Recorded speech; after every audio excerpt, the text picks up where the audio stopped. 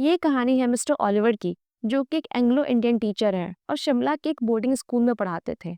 एक रात शिमला के हिल स्टेशन के बाहरी इलाकों में देर से अपने स्कूल से लौट रहे थे। उनके स्कूल को इंग्लिश पब्लिक स्कूल की तर्ज पर चलाया जाता था, जिनमें के लड़के अधिकतर अमीर भारतीय परिवारों में से थे और ब्लेजर, टोपी और टाई पहनते थे। लाइफ मैगजीन ने भारत पर एक फीचर में इसे एक बार ईटन ऑफ द ईस्ट भी कहा था, क्योंकि ईटन कॉलेज भी इंग्लैंड का one of the most elite public school है, जहां बहुत अमीर और इन्फ्लुएंशियल परिवार के बच्चे पढ़ते थे। मिस्टर ओलिवर कई सालों से स्कूल में पढ़ा रहे थे। शिमला बाजार, जिनमें सनमा और रेस्तरां है, स्कूल से लगभग 3 मील दूर था। और मिस्टर ओलिवर आमतौर पर शाम को शहर में टहलते थे और अंधेरा होने के बाद लौटते थे, जब वो पाइन के जंगलों से एक शॉर्टकट रास्ता लेते थे।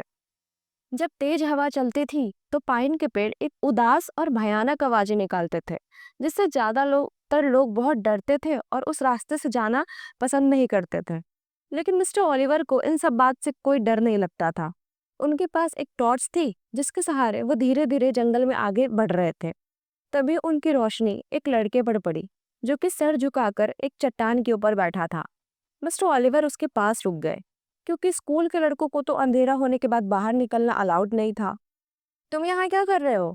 मिस्टर ओलिवर ने तेजी से पूछा और करीब आए ताकि वह बदमाश का पहचान सके। लेकिन जब वो लड़के के पास पहुंचे तो मिस्टर ओलिवर को लगा कि कुछ गड़बड़ है। लड़का रोता हुआ लग रहा था। उसका सर नीचे झुका हुआ था। उसने अपना चेहरा अपने हाथों में पकड़ रखा था और उसका शरीर ऐंठन से कांप रहा था। यह एक अजीब बिना आवाज वाला रोना था। मिस्टर ओलिवर को बहुत बेचैनी महसूस होने लगी। अच्छा, क्या बात है? उन्होंने फिर पूछा। उनका गुस्सा चिंता में बदल गया। तुम किस बात के लिए रो रहे हो? लड़के ने जवाब नहीं दिया, ना ही ऊपर देखा। उसका शरीर खामोश सिसकियों से कांप रहा था।